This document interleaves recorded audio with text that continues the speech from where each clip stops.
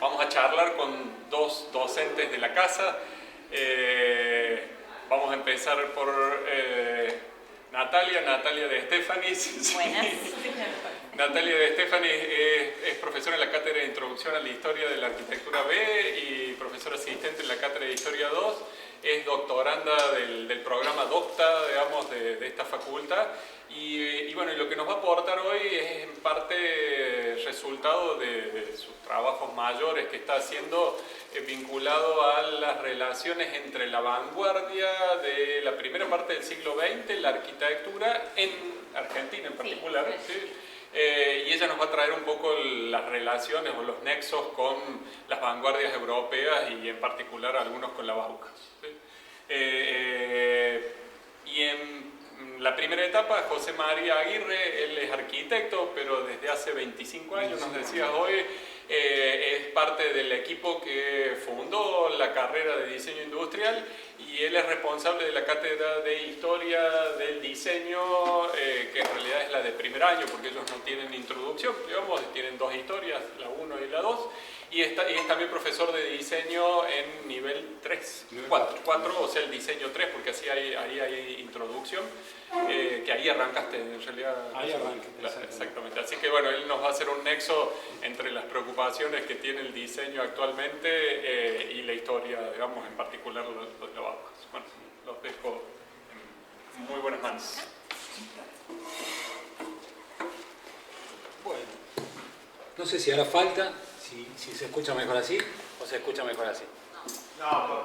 Bien, bien. El alemán. El alemán. Bueno, buenas tardes y gracias de nuevo. Hoy pensaba viniendo para acá, por ahí me gusta tener algún tipo de detalle o dedicar lo que uno hace o el trabajo que uno hace. Y hoy en particular me mueve especialmente una emoción porque lamentablemente ayer falleció la mujer de Cututo, Orozco, gran maestro de todos, y pensando en él, ayer viéndolo tan golpeado por la pérdida de su compañera de tantas décadas, porque han estado 60 años juntos o más, va especialmente dedicada a él esta pequeña charla, porque en definitiva estamos acá para honrar a los maestros, porque en definitiva, eso es lo que hacemos cuando revisamos pedazos de historia en donde ha habido personajes tan importantes. Lo de hoy, y un poco explicando, en principio yo había titulado esta charla con una especie de juego de palabras, la Bauhaus, del hito al mito, en el sentido de que lo que quería recorrer era un montón de cosas que se han ido desdibujando con el paso de los años sobre esta escuela que ha sido fundamental para nosotros, pero la historia, inclusive la escrita, con la mayor de las seriedades, se ha encargado de ir diluyendo ciertos datos y mezclándolos y transformándolos en definitiva en mitos. Así que en particular nos vamos a ocupar de dos si es que hay tiempo, así que vamos a tratar de ir rápido. Pero después de revisar todo lo hecho, esta mañana o ayer en realidad, charlando con la gente de la jornada, pensaba en otro título que tiene que ver con eso escrito en alemán, ahí que no tengo la más mínima idea de si está bien o mal, pero confío en mis compañeros Cristian Terreno y Joaquín Peralta, que me asesoraron para poner algo así como Gropius, un hombre de su tiempo, una persona de su tiempo, o una persona metida en su tiempo, porque creo que en definitiva eso es lo que nos demuestra la historia con la persona de Gropius. Así que bueno, vamos a buscar el pasadiablos. Lo que sonaba, sobre todo para los más jóvenes, ¿no? En mis clases trato de mezclar un poco algunos medios distintos, de ir acercándose a cosas que pasaban en la época. Sonaba Alban Berg en un pedacito de la suite lírica, en uno de sus movimientos, por eso elegí uno de 3 minutos y que sea mínimamente escuchable, porque no es fácil escucharlo a Alban Berg, pero a mí me cuesta. Pero es un personaje contemporáneo, de hecho la suite estuvo compuesta allá por el 25 o el 26, en plena época, auge de la Bauhaus, aunque se estaban mudando los muchachos. explicar eso nomás. Bueno, arrancamos. Este mapita está sacado de la página del centenario de la Bauhaus, como para también contextualizarnos un poco, meternos en contexto con eso, señalando las 3 sedes, y me gustaría recorrer algunas cuestiones. Cada vez que tomamos examen, al menos a nosotros nos pasa en el primer año en Historia del Diseño, se lo pinta a Gropius como excesivamente el responsable de la fundación de esta escuela y de todo lo que esa escuela terminó siendo. Obviamente que él tiene una responsabilidad mayúscula y él ha sido un personaje fundamental en el desarrollo de la historia de esa institución.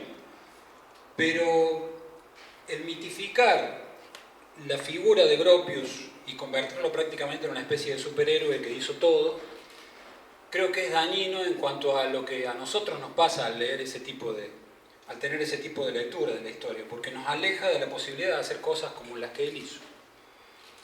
Independientemente de haber sido director de la Bauhaus a los 36 años y de haber generado una comunidad de enormes artistas que permitió el funcionamiento de esa escuela, también se dio un contexto que le permitió hacerlo, fundamentalmente por ser capaz de leer su tiempo, su momento en la historia. Si hay un hecho que es capital en la vida de Gropius a la hora de definir qué fue lo que él hizo en la Bauhaus, ha sido su participación en la Primera Guerra, sin ningún lugar a dudas. Gropius fue teniente de húsares en el ejército, y la foto que se ve a la izquierda en realidad es un original de los Lumière. El original es en colores porque hacían un ensayo sacando fotos en París en la Primera Guerra Mundial en colores. Ya lo puse en blanco y negro nada más que para asociarla a la de Gropius, de uniforme. La participación de él fue fundamental en la guerra para comprender y para hacerlo cambiar de actitud frente al papel que la industria jugaba en la producción de cultura. De hecho, él antes de la guerra, y lo vamos a ver, fue un activo promotor de la industria como factor fundamental en la producción de cultura, sin preguntarse demasiado si la máquina era buena o mala, directamente se decidía porque era buena. La participación en la guerra le hace cambiar radicalmente esa posición, no solo a él, hay testimonios de que a Moholy también, algunos rusos, como el caso de Vasily Kandinsky. De hecho, esa pintura de Kandinsky es del 15, donde claramente se ve qué le pasaba en la cabeza al ruso a la hora de imaginarse cómo manifestar en un lienzo lo que estaba pasando, particularmente en Europa, pero en el mundo entero.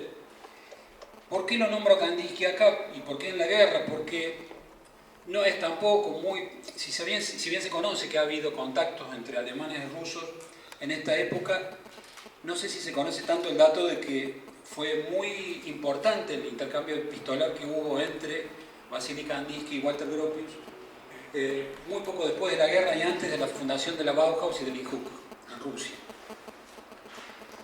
Hay autores que le atribuyen a Kandinsky la creación de determinadas cosas o determinadas ideas que fueron copiadas por Gropius, y hay autores que le atribuyen a Gropius algunas ideas. Yo prefiero pensar que ambos se alimentaron mutuamente para lo que fueron sus dos direcciones, tanto la de Gropius a cargo de la Bauhaus a partir del 19, como la de Kandinsky a cargo del INJUK a partir del 20, aunque hay algunos autores que lo llevan hasta el 18, que lo anticipan al 18. Otra de las fundamentales influencias que tuvo Gropius en su experiencia como diseñador sí vino un poco antes de la Primera Guerra y tuvo que ver con la Deutscher Werkbund. La Werkbund fue una asociación bastante heterogénea en el sentido de que la intención era hacer convivir a todas las maneras de producir cultura material o de intercambiar cultura material o de acercarse o de crearla. Por eso la participación tanto del diseño, de la industria como del comercio. Pero la Werkbund no es tan conocida como una verdadera comunidad de reformadores, porque la intención a la hora de generar esa institución también venía a la par de hacer una enorme reforma educativa en Alemania, como la que motorizó Hermann Muthesius. Por eso, ¿cuál es el señalador, Che? ¿El de arriba será? El de arriba. Ah, ahí está. Esa es una foto de la terraza del edificio de la AEG, tapa de un libro de Maldonado que todos seguro conocen. Y esta es la foto del taller de Henry van de Velde en Uccle. Si bien se hizo mucho hincapié en la Bergman en reformar la relación que el diseño podía tener con esa necesaria naciente industria alemana que venía bastante alicaída y que quería de algún modo copiar lo que pasaba en Inglaterra o en otros países en Europa, también fue un caldo de cultivo para lo que fue esa reforma educativa de la que luego la Bauhaus fue protagonista. Vamos con este señor, es sin ningún lugar a dudas el protagonista fundamental de esa reforma educativa, Hermann Muthesius. La historia dice que fue de espía en la Embajada de Londres, en realidad el tipo fue a observar y en esa observación trajo una serie de datos de la experiencia inglesa o británica en la formación de estos nuevos artistas para la industria. De hecho, no hizo otra cosa también que observar la experiencia del propio Henry Cole al haber fundado escuelas de arte como la Royal School of Art, después va a aparecer Henry Cole por acá. Para la época de la previa al desencadenamiento de la Primera Guerra Mundial, había en Alemania alrededor de 81 escuelas de arte repartidas en todo el país, de las cuales más de 60 tenían departamentos de artesanía. La mayoría de los departamentos de artesanía, algunos, no la mayoría, pero no eran especialmente escuelas, sino cursos en paralelo que tomaban exámenes artesanos para poder ingresar a algunos gremios. En la intención de establecer un maridaje entre esas actividades, Muthesius pone a distintos arquitectos en distintas instituciones a lo largo del país. De hecho, bueno, en Berlín, Bruno Paul, en Breslavia, actual Polonia, estaba Poelzig, y particularmente me detengo en Düsseldorf por Peter Behrens, porque Peter Behrens era uno de los más importantes reformistas de ese grupo. De hecho, Peter Behrens es quien, en principio, tiene la intención en Düsseldorf de unir, de hacer ese maridaje de formación artistas y artesanos en una misma institución y con un mismo objetivo, generar un nuevo perfil de artista que esté preparado para la industria. Lo repito este concepto porque se lo atribuye mucho a Gropius y a los rusos, cuando en realidad este es un concepto que viene de Henry Cole y lo inmediato de su gestión luego de la exposición de Londres de 1851. Peter Behrens, que lo nombrábamos recién, realmente fue un visionario, aparte de un enorme diseñador y arquitecto. Él también tenía la idea, de hecho lo implementó en Düsseldorf, de un curso preliminar, como muchos reformadores. Entonces, acá bajamos otro poquito del mito o lo contextualizamos. Digamos, cuando Gropius plantea el programa de la Bauhaus, ya existían antecedentes de cursos preliminares y ya existían antecedentes de maridaje concreto entre la formación del artista y la formación del artesano. Behrens es una hermosa foto, supongo que muchos la conocerán, Es la foto del estudio de Peter Behrens, en donde ahí hay 4 de los pilares fundamentales del movimiento moderno. Ahí está Mies van der Rohe, está Walter Gropius, está Charles Edouard Jeanneret, el Cuervo, y está Adolf Meyer. Esos 4 muchachitos trabajaban juntos en la oficina de Peter Behrens al mismo tiempo. O sea, fíjense en la visión que tenía ese alemán para convocar ayudantes. Salame tota. Se llevó a su propio estudio 4 de los personajes más importantes de la historia del diseño y de todas sus expresiones. Es evidente que la conexión de Gropius con Mies ahí, también con Adolf Meyer. Adolf Meyer, de hecho, había sido alumno de Behrens en Düsseldorf. Tiene que haber sido importantísimo para lo que luego fue la relación de Gropius con Mies en la Bauhaus. De hecho, Mies fue la primera opción de Gropius a la hora de renunciar en el 28. Seguimos por acá.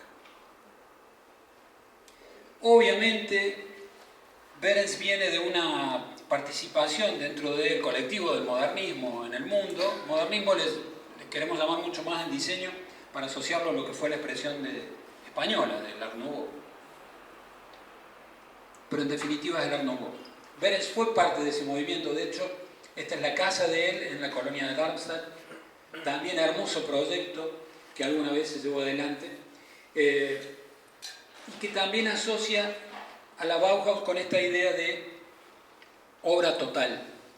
El modernismo apoyado en la experiencia del Arts and Crafts, de hecho nosotros insistimos mucho en nuestra materia en plantear a todo el proceso del desarrollo previo al movimiento moderno, eso un poco inspirado en Pevsner, ¿verdad? En una sola corriente, en un solo embudo que va abriéndose como invertido ese embudo desde las propuestas de los Arts and Crafts, pasando por los modernistas a fin del siglo para luego desembarcar o desembocar en las escuelas de diseño o en el movimiento moderno concretamente.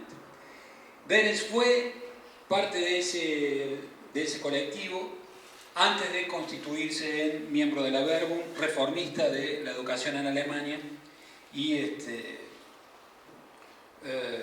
gran empleador de genios en su estudio. Hago una aclaración, aunque ya se han dado cuenta. Tengo la costumbre de ir para atrás en la historia, no de ir para adelante. Entonces, vamos desde la Primera Guerra para atrás, mis alumnos me odian por eso, pero espero que ustedes no. Ese colectivo tuvo una serie de expresiones que también han tenido seguramente alguna incidencia en las ideas de no solo Gropius, sino montones de gente, como fue la expresión en Glasgow con Mackintosh o la Wiener Werkstatt, los talleres vieneses, ¿verdad? Bien. Seguimos. Eso tiene una conexión con la Alemania de la segunda mitad del 19, con un personaje que fue Gottfried Semper, un arquitecto alemán que fue ni más ni menos que el arquitecto de Richard Wagner en sus óperas.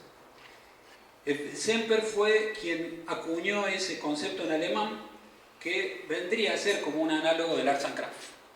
Él quería acuñar ese concepto como modo de construir en Alemania una idea de esa recuperación de ese espíritu que el Arts and Crafts había conseguido en Inglaterra, en toda Gran Bretaña en realidad, después con su segunda generación, a partir de las ideas de Ruskin y de la práctica de Morris. Gottfried Semper, como lo dije, fue si se quiere, un Arts and Crafts alemán, al menos un amante, y puso en práctica una serie de cosas. Fue amigo de Henry Cole, fue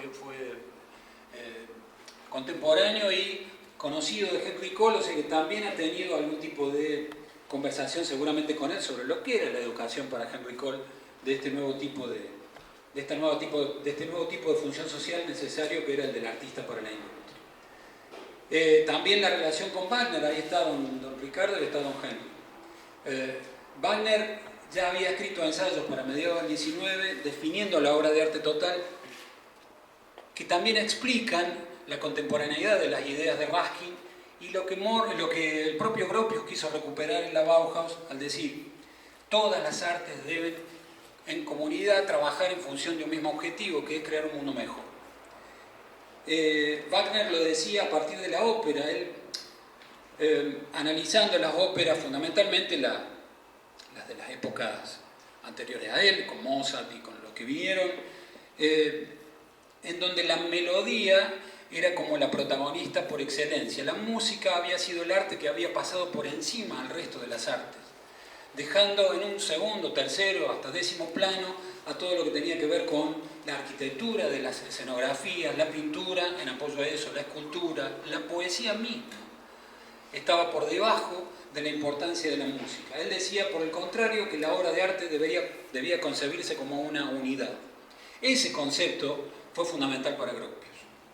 El de tener, no una... De hecho, quizás por eso se entienda esa, no sé si porfía, pero esa dilación en crear finalmente en 1927 el taller de arquitecto, en 1926 o 27, según cómo se mire el comienzo del funcionamiento del taller de arquitectura en la Bauhaus, poniendo la mesa. Bien, y finalmente otra inspiración para lo que fue la estructura pedagógica que planteó Gropius en su esquema, que también lo pintan bien como un hombre de su tiempo.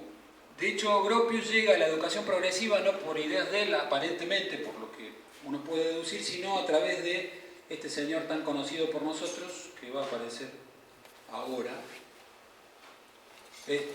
¿Lo ubican al de la derecha? Díganme que sí. ¿Quién es? Es Johannes Itten. ¿Lo pueden creer? Es Johannes Itten en el año 64. Él, lo voy a leer acá porque voy a usar el machete porque todos los nombres en alemán no me acuerdo. Quien está a nuestra izquierda, a su derecha, es Adolf Welshel, que fue su maestro. Fue un pintor contemporáneo a Kandinsky, por ejemplo, y también es uno de los padres de la pintura abstracta. Yo acuso mi ignorancia aquí, no lo conocí. Pero él, apoyado enseñaba arte apoyado en metodologías propias de la educación progresiva, por eso es que aparece esa señora que aquí aparece muy empoderada en esa foto, por eso yo la puse. Porque en realidad si uno busca fotos de María Montessori, aparecen todas fotos de una vieja buena, que era divina, se ve la tipa, pero me gustó más esta foto porque está sacada de abajo y es como que ella está empoderada. De hecho era una mujer con una posición intelectual verdaderamente sólida. Montessori, Pestalozzi, Zizek fueron evidentemente influencias en la Bauhaus para Gropius a través de Itten, que fue una decisión de él. Itten es incorporado a la Bauhaus. Parece que Alma Mahler tuvo que ver también, que se lo recomendó, pero es Gropius el que decide ponerlo y verdaderamente Itten se transformó en un punto capital allí en la escuela. No sé cuánto vamos de tiempo. 19:04. No digo de tiempo de que yo estoy, no sé. Bien, bueno. Y eso nos lleva a otro análisis que tiene que ver, sobre todo a partir de Itten, en función de, bueno, acá hay una línea de tiempo bastante esquemática armada a partir de los típicos mojones que se ponen en la historia de la Bauhaus. Las sedes, Weimar, Dessau y Berlín, los directores y los directores del curso preliminar. Hay otra serie de mojones que van intercalándose entre esa típica estructura que nos termina haciendo un quiebre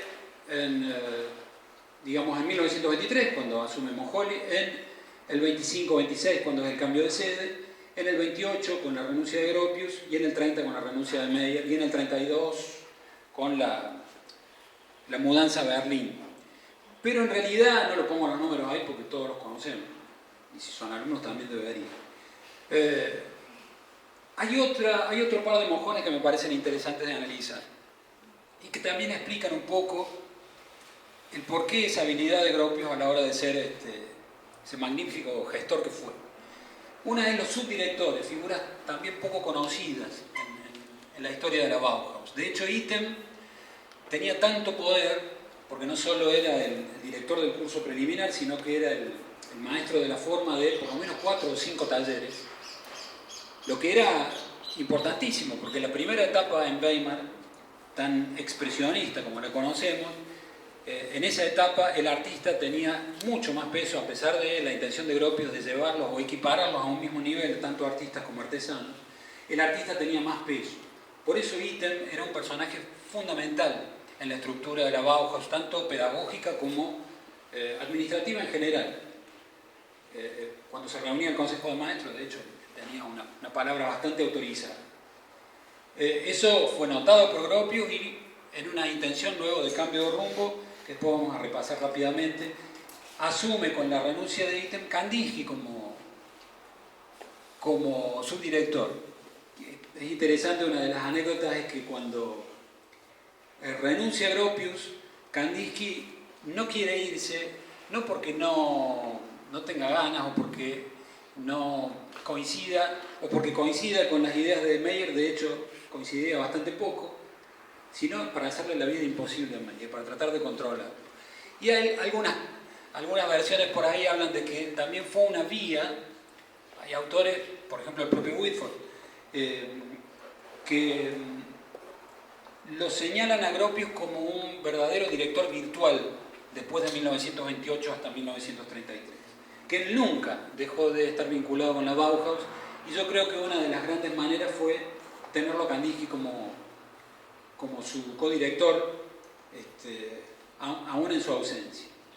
Pero hay una línea que es mucho más importante todavía, que tiene que ver con las influencias del arte sobre la Bauhaus. Se trazan límites demasiado excesivamente taxativos en cuanto a la finalización de la influencia del expresionismo alemán y después el comienzo del neoplasticismo y luego del constructivismo como vanguardias que tuvieron un peso fundamental. En realidad fueron muchas las que tuvieron mucho peso dentro de la Bauhaus, pero seguramente esas fueron las tres más importantes. Obviamente coinciden con las etapas históricas de la Bauhaus, el expresionismo alemán, no era cualquier expresionismo, sino era el alemán, que tenía que ver con su propia identidad como pueblo, es el que cuesta tanto sacarse de encima, fundamentalmente para terminar reemplazándolo, si se quiere, o mirando con mayor cariño hacia otras vanguardias que tenían que ver con otros pueblos, otras idiosincrasias, como podía ser el neoplasticismo, el Stiegl alemán o el constructivismo ruso. Aunque ya el constructivismo tenía expresiones bastante desparramadas por toda Europa, con sus propias identidades.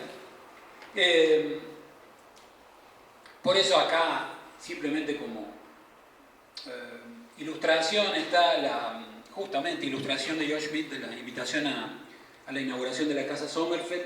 Esta silla de Marcel Breuer, bastante mala, aunque no lo crean, desde el punto de vista ergonómico, fundamentalmente por lo que tiene que ver con la zona popliteo, no vamos a detener en eso, pero muy inspirada obviamente en las sillas de Rietveld, y este hermoso kiosco de Herbert Bayer, muy inspirado en los radioratos constructivistas.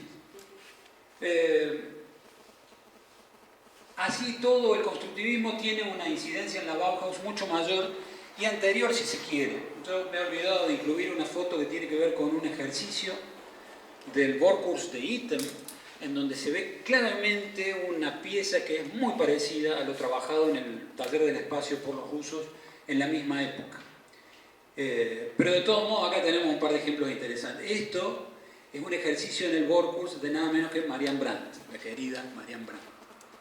Si es en el 1924, cuando ella entra a la Bauhaus, si eso no es constructivismo, antes de la mudanza de Son en el 26, ¿qué lo es? Lo mismo que el tocador de Marcel Breuer en la Casa Am Horn. Y ni hablar de lo que es el afiche de Josh Schmidt para la Expo de Bauhaus de 1923. Ese afiche es puramente constructivista. No hay cómo mirarlo sin entenderlo como un afiche inspirado en el constructivismo. Lástima que me olvidé de una linda propaganda que hizo la Volkswagen en gráfica hace muy poco en Argentina, inspirada en ese afiche. Esta imagen, como para cerrar esta primera parte, si no hay tiempo no lo hacemos, no sé cuánto llevamos. Había otra cosa sobre la silla de Breuer, pero me parece que no vamos a tener tiempo. Esto fue el Congreso Dada constructivista que se hizo en Weimar en 1922, motorizado por este señor que está en el medio,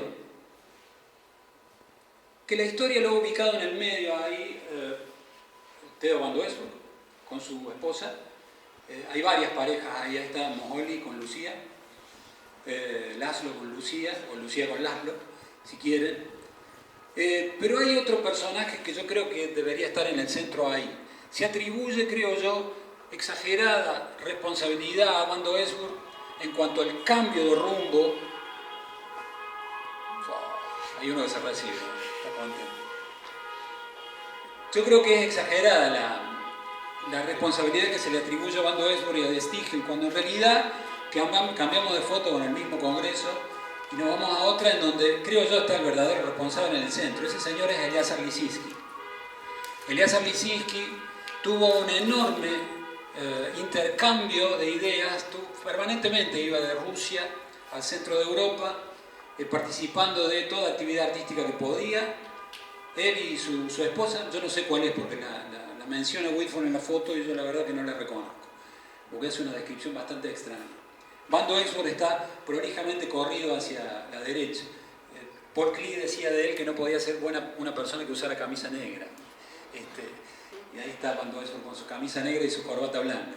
Pero Eleazar Lisinski, creo yo, y si uno revisa la obra constructivista de Eleazar Lisinski, el que mayor incidencia puede haber tenido en ambas vanguardias, en ambos colectivos, el neoplasticismo alemán y por otro lado la Bauhaus, a través del constructivismo, el propio y el de otra gente. De hecho, uno de los personajes más importantes de la segunda etapa de la historia de la Bauhaus es este señor, que es Laszlo Moholy-Nagy, así me han dicho que se pronuncia. Simplemente como un linkeo, aunque la Nati también lo va a mostrar, si algo de constructivismo nos llega, a mí me gusta siempre linkear, algo de constructivismo nos puede llegar a través de este señor que es Horacio Coppola. Horacio Coppola fue un porteño del puerto, no peyorativamente, porque la otra vez me dijeron no uses la palabra porteño que no es bueno, a los porteños no les gusta. Un señor de Buenos Aires, de la capital federal, en esa época, no sé qué denominación tendría, en los 30, ni me acuerdo. 36. En el 36, sí, digo en los 30. Así en general, este señor tuvo la posibilidad de estudiar fotografía en la Bauhaus con Walter Petterhans. Se había casado con una alemana, con Greta Stern, y se fueron los dos a Alemania, ella se lo presenta a Petterhans y estudia. Si uno no encuentra elementos constructivistas en la fotografía de Horacio Coppola y algunas incidencias, podría mostrar montones de fotos. Hay una del subte de Buenos Aires que es muy linda, donde se ve algo del movimiento moderno que ha llegado a Buenos Aires a través del subterráneo. Esta es la esquina, creo, de Sáenz Peña y Santa Fe, si mal no me acuerdo exactamente qué foto es. Es simplemente un linkeo, como para cerrar con nuestra realidad, de todo lo que hemos recorrido con la Bauhaus, como para poder ver eso. Si hay un mérito enorme que tuvo Walter Gropius, creo yo que ha sido el de poder leer esa enorme maraña de complejidad que fue la cultura y la historia de Europa y del mundo en general en toda la segunda mitad del XIX y en la primera década y media del XX, para poder gestar esa escuela maravillosa que fue la Bauhaus en Weimar y luego en Dessau.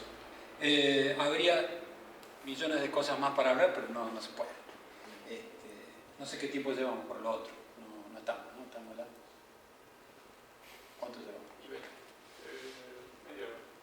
Media hora, ya estamos. Bueno, muchas gracias.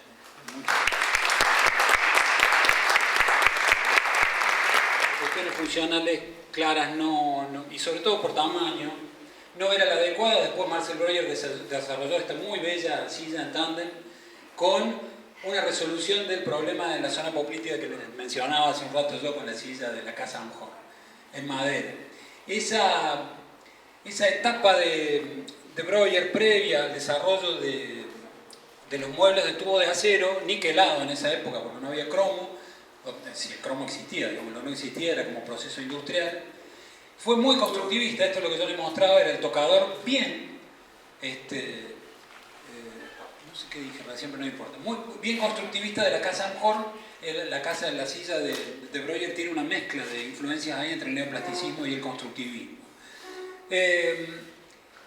Esta es una imagen que quiero que conserven en la memoria por una relación que vamos a hacer después para desmitificar del todo a esta silla, que es verdaderamente genial, pero no fue la única. Esta es la primera versión de 1925 en donde se pueden observar, tenía patas, no tenía la pata continua con el caño curvado, y ya están advirtiendo a qué silla o a qué sillón me refiero. Al mal llamado por la historia el sillón Basile. En realidad el sillón Club. Un mito más que... Bueno, ahí está don Marcelo, el Chelo Breuer, el húngaro, sentado ahí en su bello producto, verdaderamente un hito del diseño. Es otro mito el que quiero derribar, ya que estamos, pobre Marcel, que fue verdaderamente un genio, porque Hay evidentemente una clara influencia del neoplasticismo en él, sobre todo en la obra de Rippel. Pero Breuer plantea una... Perdón, ¿cómo vamos para atrás con esto? Rápido. Breuer plantea una progresión de la historia del asiento que va desde la silla africana, pasando por una silla que compartió en diseño con Gunther Stutz, aparte, además de la africana, la de la Casa Amhorn, y luego una silla que era para un jardín de infantes, viene la Basili, y después vienen chorros de aire. Él decía que el diseño iba a evolucionar al punto de desmaterializarse, lo que es un concepto bastante actual, hasta hacer chorros de aire que nos sostenían en el aire, en el espacio, digamos. Riddle tenía la misma idea, exactamente la misma idea con la Red and Blue. De hecho, puse esta foto original, de la Red and Blue ahí, que es en blanco y negro. Su primera versión en el 17 fue sin pintar, en el 18 él la pinta. Y si recuerdan bien, tenía el respaldo rojo, el asiento azul y tenía pintitas amarillas en cada extremo de la pieza de la estructura.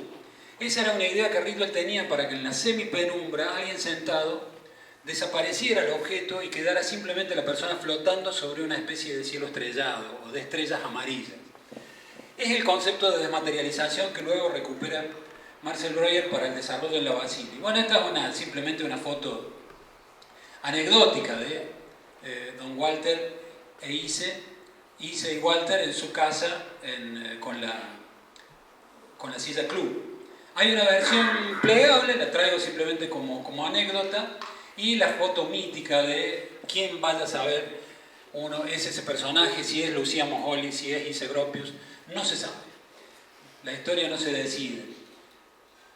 Eso en cuanto a lo que funcionalmente fue una inspiración y conceptualmente una inspiración para Breuer. Se dice que tecnológicamente Breuer tuvo la inspiración en el manillar curvado de su bicicleta Adler. Él se compra en Weimar una bicicleta que la usa y ese manillar curvado lo inspira para transpolar una tecnología que se utilizaba en la fabricación de bicicletas para la fabricación de sillas.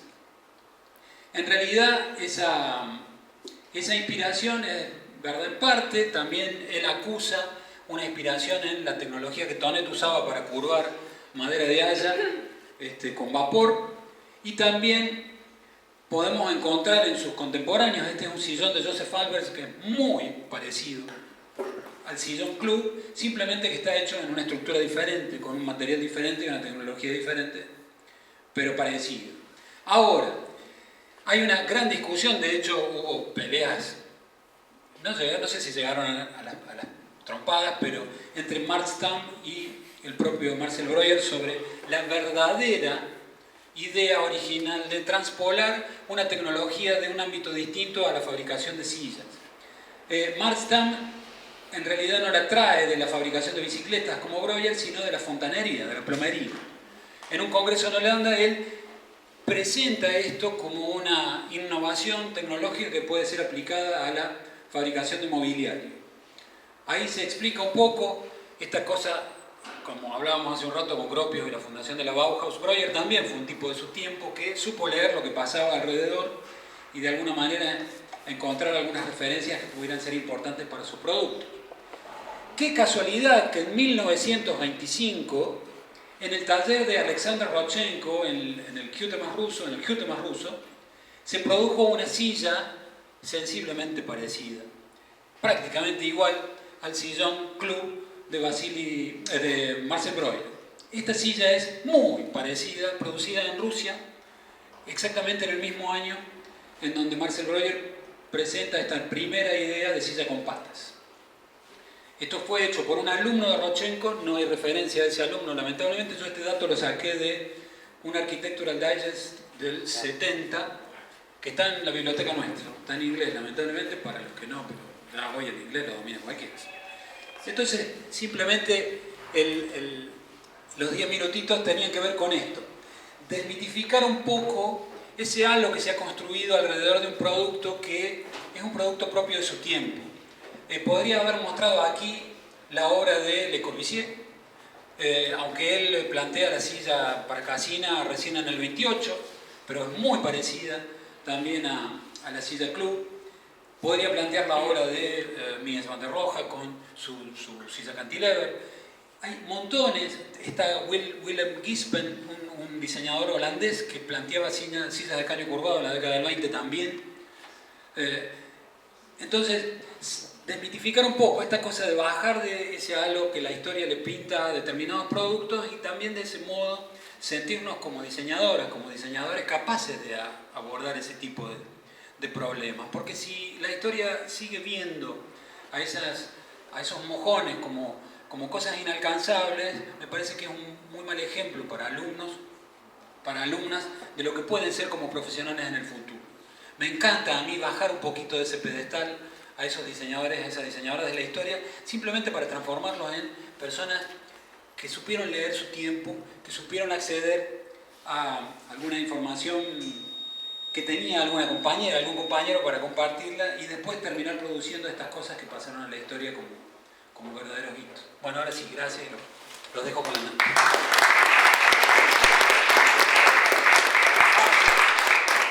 Buenas, qué raro el micrófono. ¿Cómo les va? Bueno, yo voy a presentar en realidad un trabajo que surge... sí, paso, ¿no? En realidad, para este café, me planteé como un interrogante central acerca, digamos, de las relaciones entre la Bauhaus y la vanguardia argentina. A partir de ese interrogante, me preguntaba cómo se fueron dando las relaciones, ¿no? Mediatizadas por revistas, viajes, textos claves, actores claves. Y en cuanto a esa pregunta central de cómo fueron esas relaciones, cómo se dieron, me planteé hacer un recorrido a partir de 5 episodios de esa relación entre la Bauhaus y la vanguardia argentina, para poder tratar de ir armando una trama conceptual y biográfica entre la Bauhaus y la vanguardia local. ¿Para qué? Como objetivo central de poder responder tal vez qué principios, digamos, qué conceptos, qué programas que estuvo diciendo José tuvieron algún impacto en la arquitectura local y en las artes visuales locales, ¿no? De qué manera, digamos, tuvieron una influencia, tanto en los escritos, en las producciones teóricas, como en las producciones prácticas. El primero de esos episodios que voy a mostrar es los he organizado en el tiempo, no son los únicos, pero bueno, los voy a presentar en relación a un tema que voy a definir al final. Se da en 1931 y tiene como actores, los protagonistas, a Walter Gropius y a Victorio Ocampo, a partir, digamos, del nexo de la revista Sur. En este momento, digamos, en Argentina se da, digamos, como una discusión en relación a lo moderno, aquellos que estaban a favor, aquellos que estaban en contra. Claramente dentro de ese entorno, en ese contexto, ya había llegado Le Corbusier en el año 29, en el año 28 se instala en Buenos Aires Vladimiro Acosta, un arquitecto moderno ruso, y aparece la revista Nuestra Arquitectura, cuyo lema era servir al arte y a la industria. En ese momento se conforma un grupo y Victoria Ocampo, que es una editora argentina, decide poner en práctica este proyecto de la revista Sur, para lo cual realiza un viaje a Europa y toma contacto directo con Gropius, lo visita en su estudio y publica en este primer número de la revista, revista que se publica desde 1931 hasta 1992, un texto, no se llega a ver ahí, sobre el teatro total. Cuando yo encontré esta conexión, esta relación, me preguntaba, digamos, cuál de los dos había elegido ese texto y por qué lo habían elegido. Porque en realidad, después de lo que estuvo presentando José, el teatro total no es solamente un texto ni un proyecto de Gropius, sino que representa todo un momento y una etapa de la Bauhaus, que vendríamos a hablar de estas fases, de la fase constructivista o neoplasticista, que se da más o menos entre el 23 y el 28, con el actor central que estamos viendo, que es Moholy Nagy, ¿no? Esa primera Bauhaus expresionista, digamos, ese proceso de cambio, el teatro total lo que va a hacer es aunar las distintas investigaciones que se produjeron en los distintos talleres en ese proceso, en ese tiempo, Y van a concluir ahí, digamos, las ideas constructivistas, básicamente, en relación a qué, digamos, todo el cambio del programa estético, a la inclusión de las innovaciones tecnológicas en relación al arte y a la arquitectura, y fundamentalmente un cambio social, o sea, de una perspectiva social y política. O sea que este texto representa todo un momento, y tal vez Gropius, al elegirlo para presentarlo acá, muestra o quiso mostrar qué había pasado en una determinada etapa de la Bauhaus, una determinada fase de la Bauhaus. Acá está, lo vemos la misma foto, perdón, no estoy acostumbrada a hacer esto, la misma foto que presentó José sobre este Congreso Internacional de los Constructivistas. Ellos se instalan, y dadaístas se instalan en Weimar con la idea de ingresar a la escuela, y finalmente, o sea, todo indicaba que iba a ser Van Desburg, digamos, el continuador del lugar de ítem, pero termina siendo Moholy, y Moholy, bueno, va a ser el que define ese concepto de teatro total, porque el constructivismo va a entender que aunar, digamos, el arte con la sociedad va a estar, digamos, o sea, se pregunta cómo podemos aunar el arte y la sociedad a partir, digamos, de la síntesis de las artes, la integración de las artes, utilizando la industria básicamente con un principio racional, ¿no? Universal también, y como resultado de aunar ese cambio programático, de innovaciones tecnológicas y ese cambio social, surge, acá vemos algunas experimentaciones previas a ese teatro total, fotogramas, ¿no? Donde se ubican producciones, digamos, en relación al movimiento, al dinamismo, todos esos conceptos que incluye realmente la figura de Moholy y de otros constructivistas. Lo vamos a ver cómo confluye en este proyecto de Gropius sobre el teatro total, que es una obra que no se llega a construir, pero que va a indicar, digamos, todas estas ideas en este proyecto. Acá vemos, por ejemplo, la incorporación de plataformas móviles, el cambio de la idea de las dos dimensiones del teatro, donde hay una escena y unos espectadores, esto, sino que va al centro de la escena, con esta idea de girar, digamos, de incorporar el movimiento, no solo en un sentido, sino también en un sentido horizontal, digamos, sino también vertical, llevando, digamos, a modificar no solo una tipología arquitectónica, sino también poniendo al espectador ya en un rol activo, ¿no? Que representaría lo que se buscaba desde las artes visuales, que tuviese también políticamente la sociedad ese rol activo. Acá vemos un 3D de cómo Gropius se había imaginado ese espacio.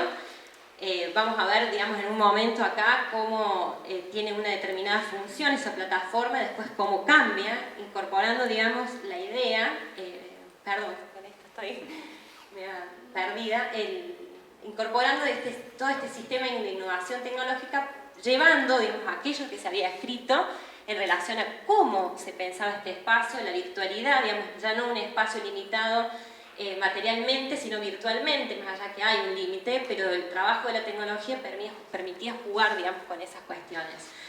Bueno, a mí me llamó la atención porque es un texto se publica en enero de 1931 y esto se escribe en fines del 28. Digamos que es muy temprano el contacto, la influencia es muy temprana, y en realidad me preguntaba, digamos, si los artistas acá locales y los arquitectos modernos habían tenido acceso, porque era una revista literaria, la revista Sur, ¿no?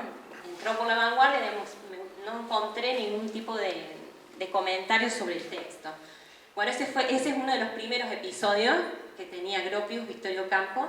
El segundo, de las relaciones, se establecen a partir de esta fotógrafa, Greta Stern, que es una fotógrafa alemana, que estudia en la Bauhaus durante 1930 y 1933. Y el grupo del movimiento Arte Concreto e Invención, algunos de esos integrantes, ya los voy a presentar, ¿a partir de qué? De los libros de la Bauhaus Boucher, como los libros de la Bauhaus, no sé cómo se pronuncia en alemán, Boucher, ¿sí? Bueno, esa va a ser la segunda relación, el segundo episodio que voy a mostrar. Acá estamos, Greta Stern cursa, como dije, en el año 30 y 33, conoce al argentino Horacio Coppola, son fotógrafos de vanguardia, ¿no? Con todas estas influencias que venimos hablando del constructivismo. Acá ya hay un autorretrato, ¿no? Con otras influencias, podemos decir surrealistas y demás. A partir, digamos, de ese encuentro, viajan a Londres, cuando cierra la Bauhaus, hasta el año 35, y a partir del año 35 se instalan en Argentina, y dentro del círculo, digamos, cultural, van a realizar distintos trabajos, como por ejemplo una producción fotográfica de la ciudad de Buenos Aires. Estas son fotos de Horacio Coppola, un trabajo que lo encarga el gobierno de la ciudad, un poco mostrando también, ¿no?, estos cambios que venían ocurriendo dentro de la ciudad. Esta foto es muy linda, y además, básicamente, el rol de Greta Stern sí va a ser con los artistas de las vanguardias de ese momento. Acá vemos una foto de Julia Košice, que es uno de los representantes del grupo Madi, y este es un famoso fotomontaje que realiza Greta Stern, que le da, digamos, el nombre al grupo, ¿no? Bueno, como dato anecdótico, digamos, lo encontré y me pareció que estaba bueno mostrárselos. Durante el 2015 se realizó una muestra de la fotografía de ambos en el MoMA. Bueno, y de ahí pude descargar, digamos, muchas de las fotografías que estamos viendo, ¿no? Como les decía, el impacto de estos libros, de estos 14 libros de las Bauhaus, que Greta Stern trajo en su maleta, digamos, cuando viajó a Argentina, estaban en alemán, por lo tanto, cada uno de estos referentes de la vanguardia local va contando cómo podían y conseguían que alguien les tradujera esos textos.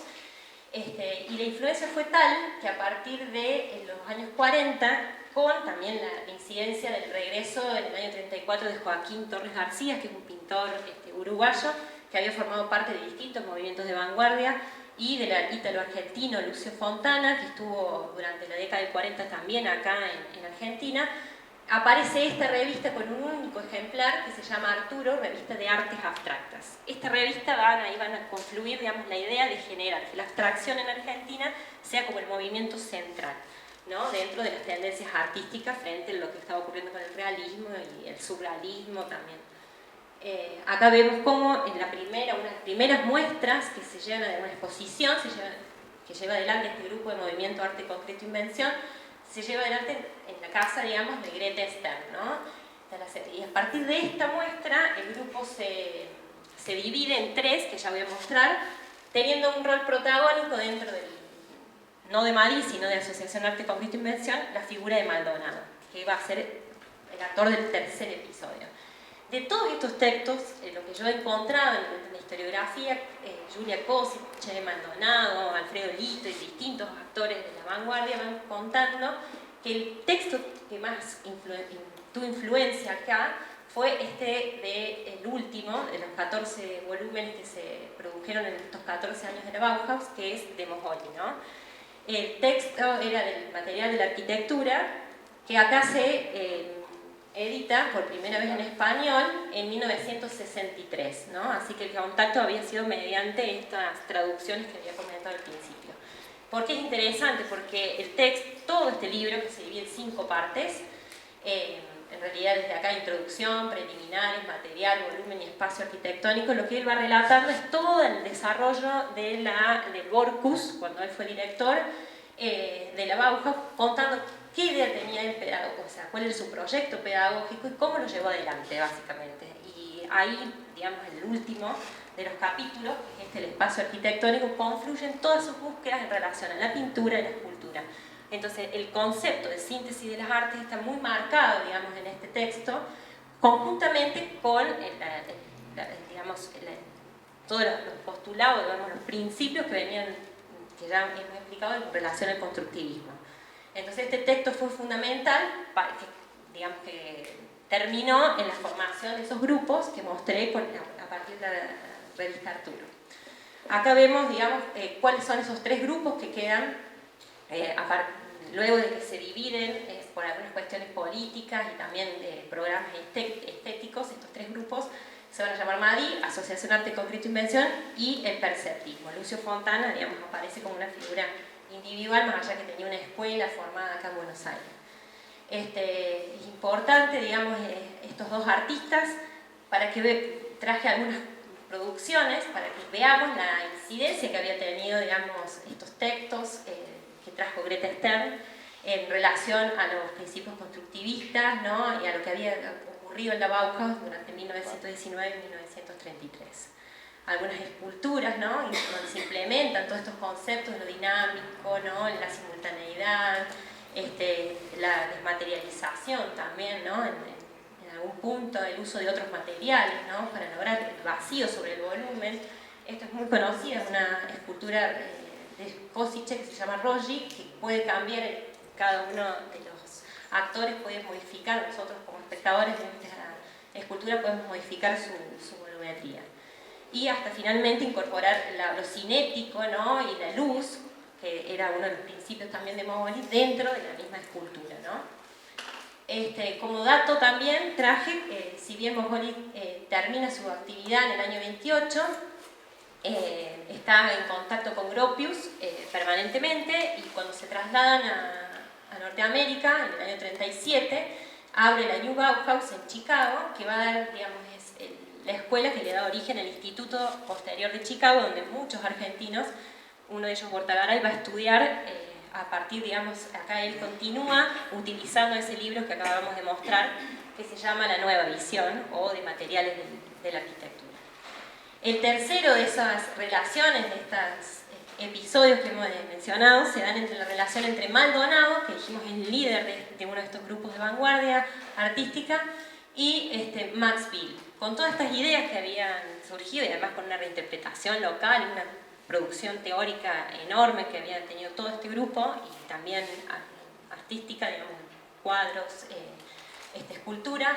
Maldonado, cuando termina la guerra, la Segunda Guerra Mundial, decide realizar un viaje a Europa, reconectar, digamos, las relaciones y continuar con ese proyecto internacionalista que se había plasmado en la revista Arturo, ¿no?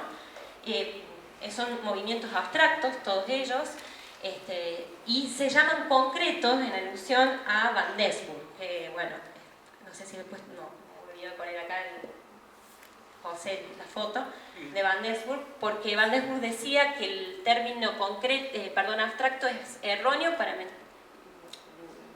designar una pintura, una escultura que no estuviese representando ningún objeto ni situación natural, sino que no era una abstracción, sino que era algo real, objetivo, y por lo tanto el término de abstracto era erróneo y se reemplazó por concreto.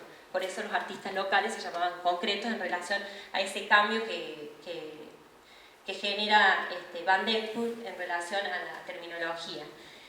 Max Bill es un continuador de Van Desburg y él se llama artista concreto a sí mismo, y se autodenomina como pintor, diseñador industrial, arquitecto, digamos. Va realizando actividades en las distintas esferas artísticas. Max Bill, ¿qué tiene que ver con la Bauhaus? Bueno, cursa durante el año 27 y 28, es alumno, y queda muy marcado a partir de esa experiencia, y después de la Segunda Guerra Mundial va a empezar a pergeñar, digamos, cómo generar una nueva Bauhaus en Alemania, y las relaciones con los concretistas latinoamericanos va a ser fundamental, porque si bien después de la Segunda Guerra el arte abstracto tiene algún lugar, digamos, en la escena europea, no va a ser el mismo lugar que va a tener acá en Latinoamérica, que va a ser central, ¿no? Entonces la figura de Max Bill va a ser poco reconocida en la historiografía europea, pero sí en la historiografía local. Entonces, de esos nexos entre Max Bill y Maldonado, en su regreso del viaje del año, acá estamos viendo la escuela de Ulm, que es la facultad, digamos, la escuela de diseño alemana en la ciudad de Ulm, que es el proyecto de Bill. A su regreso, Maldonado, digamos, va a recrudecer, se ponen más fuerte, digamos, esos principios en relación a la relación de la síntesis de las artes, y se pone en contacto con arquitectos locales. O sea, quiero decir que a partir del vínculo entre Maldonado y Bill surge, digamos, la posibilidad de trabajar de manera conjunta con grupos de arquitectos locales, principalmente con la figura de Amancio Williams, y a partir de Amancio Williams con el grupo AM, que se titulaba Organización de Arquitectura Moderna, donde varias de estas figuras van a trabajar conjuntamente con muchos de estos artistas visuales que acabamos de mencionar. en ese momento se piensa que la arquitectura es el medio para poder lograr los fines estéticos, políticos, sociales que tenían las vanguardias ya desde la década del 20. Como producción conjunta que tuvieron tanto los arquitectos como los artistas visuales, con esta incidencia de Bill en el contexto local, surge esta revista que es La Nueva Visión. Solamente aparecen 9 números, donde Maldonado es el director de esa revista. Acá se van a editar y se van a traducir importantísimos textos, no solo de arquitectura moderna, sino también de artes visuales, de música, o sea, con esta idea de síntesis de las artes. Y van a dar como resultado dos editoriales, la Editorial Infinito y la Editorial Nueva Visión, donde aparece el primer libro que se le dedica a Max Bill y va a ser latinoamericano. Bill, a su vez, fue compañero de Bardi, que el esposo de Lina Bobardi.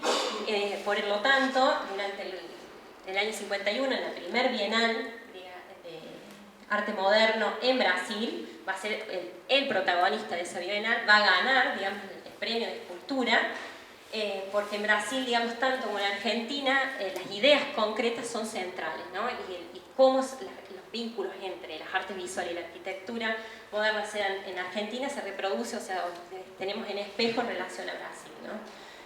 Bueno, acá para mostrarles, digamos, Bill finalmente logra abrir una escuela, la HFG, no sé cómo se pronuncia, Escuela de Diseño, NUL. Acá vemos cómo retornan muchos de los docentes que fueron docentes en la Bauhaus entre 1919 y 1933. Acá vemos a Joseph Albert trabajando, y Ulm va a estar abierta desde 1953 hasta 1968. Y por algunos conflictos internos, digamos, Max Bill renuncia en el año 55 y Maldonado termina siendo el director de la escuela, porque en el año 54, invitado por Bill, viaja y se queda como docente de esta nueva Bauhaus en tierra alemana, ¿no? El cuarto encuentro o relación se da en simultáneo ese mismo año. Habíamos dicho que Bill y Maldonado empiezan su relación en el año 48, se va a dar en el año 47, que tiene que ver con Breuer y Catalano, ¿no? En el año 47 viaja Catalano a Argentina, invitado por la UBA. El contacto lo lleva adelante Catalano, que era un egresado arquitecto de la Escuela de Arquitectura, todavía no hablamos de Facultad de Arquitectura, recién en el año 48. Catalano había sido el arquitecto ya de obras importantes. Esta no está construida, pero me pareció que era interesante mostrarla. Es un auditorio de 20.000 personas para Buenos Aires, con las mismas ideas que estábamos mencionando en relación al Teatro Total, con las mismas ideas que estamos hablando de Moholy, o sea, en relación a la síntesis de las artes. Acá vemos un corte de la incorporación de la tecnología en el espacio arquitectónico, de cómo modificar esos límites. Bueno, y acá hay 3 imágenes que pueden mostrar cómo se pensaba integralmente esa obra, ¿no? Con ingenieros, digamos, hasta los mismos directores de teatro se llamaron para poder realizar este proyecto. Bueno, Catalano, vuelvo al vínculo, invita a Breuer. Acá vemos una perspectiva lamentablemente no se construyó, se publicó en esta revista. Catalano también va a ser después el arquitecto de la Ciudad Universitaria de la UBA, y de otros proyectos. Va a dar clases también en la Architectural Association, digamos, tiene en Harvard y en distintos lugares. Cuando le invita a Breuer en el año 47, allá Breuer había pasado por distintos momentos, ¿no? Lo que hemos visto recién en relación a la silla, el mito, la identificación de José. Acá vemos que Breuer fue alumno en el periodo expresionista de la Bauhaus, docente, en lo que yo entiendo o puedo decir constructivista, pero ¿de qué? De taller, digamos, de muebles. Después de dejar la Bauhaus, a partir del año 31 en adelante, en la primera parte de Europa, él empieza a trabajar, digamos, como arquitecto, y lo que viene a mostrar acá, en el año 47, es toda su primera fase de trabajos en Estados Unidos, que realiza junto a Gropius, porque cuando se muda en el año 37, los dos emigran, digamos, a Estados Unidos, son socios y profesores conjuntos en Harvard. Bueno, acá hay una de las casas, unas casas binucleares, que muestra en su visita, que salen publicadas en estos 2 textos, estos 2 números de la revista Nuestra Arquitectura, que habíamos mencionado en el primer encuentro que surgió en el 29. Acá lo vemos a Breuer junto con Catalano y Spoire. Que de este encuentro digamos, quedan estas dos revistas con textos importantes de Breuer, de distintas conferencias, marcando algunos principios sobre qué entendía él o cómo entendía él la arquitectura moderna. Y queda también en Argentina en un proyecto común de estos tres arquitectos, que es el Parador Ariston, que en todos los distintos diarios va a aparecer la única obra de Bauhaus en Latinoamérica. Si entramos a ver acá la construcción, el Parador se construye en ese año, en el año 47. La idea de Breuer fue realizar justamente un volumen simple suspendido por 4 columnas, con la idea de generar una interpretación espacial, digamos, desde este interior hacia el mar, porque está justamente en una zona costanera de Mar del Plata, de La Serena específicamente. Todo este plano va a estar vidriado, acá está la construcción. La función que tiene este edificio va a ser de restaurante y de discoteca o boliche, digamos, de noche, y va a estar en uso hasta el año 90, ¿no? Es un edificio sencillo, pero también acá podemos mostrar, digamos, cómo está presente en Breuer los mismos conceptos que veníamos trabajando en las otras relaciones. Bueno, esta es lo que figura en la revista de 1947 de nuestra arquitectura, así queda, digamos, la idea de que justamente que de día esto se viera suspendido en el aire. Está la publicación, acá el esquema de la estructura, y finalmente hoy se encuentra en este estado, Lisa, que está por allá, para hacer el patrimonio, se está armando toda una, digo, porque conoce el patrimonio, está en el tema, se está armando todo un pedido, una solicitud para que sea integrado dentro del listado de obras con protección patrimonial. Se hicieron estudios y dicen que la estructura soporta, está en buenas condiciones y se podría, digamos, reutilizar como un centro cultural para la ciudad de Mar del Plata, que junto con la casa de la casa, digamos, del Arroyo de Williams, digamos, van siendo todo un circuito interesante de arquitectura moderna de la ciudad. El último de estos contactos va a ser la visita, van a tener como actores a Gropius y a Amancio Williams en el año 68. Como dijimos, Williams es una figura central, ya todos lo conocemos, y la embajada alemana pide a Gropius que desarrolle una obra en Argentina, específicamente la embajada alemana, en la plaza de Alemania en Buenos Aires. Gropius viene al país en el año 68, está tan solo una semana, con 85 años, visita Argentina, y de ese encuentro con Amancio Williams y a partir de cierta cantidad de intercambios entre los dos arquitectos van a realizar 5 anteproyectos. Este es uno de los que encontré, que la idea era, como estaba en una plaza, justamente en un espacio público, llevar todo el proyecto, digamos, a nivel de subsuelo, con la incorporación de unos patios, ¿no? Había unos planos inclinados que iban conectando ese edificio. Pasaron por distintas instancias hasta finalmente, acá están, después esto lo puedo compartir, digamos, están todas estas imágenes en la página de Amancio Williams, en el archivo de Amancio Williams.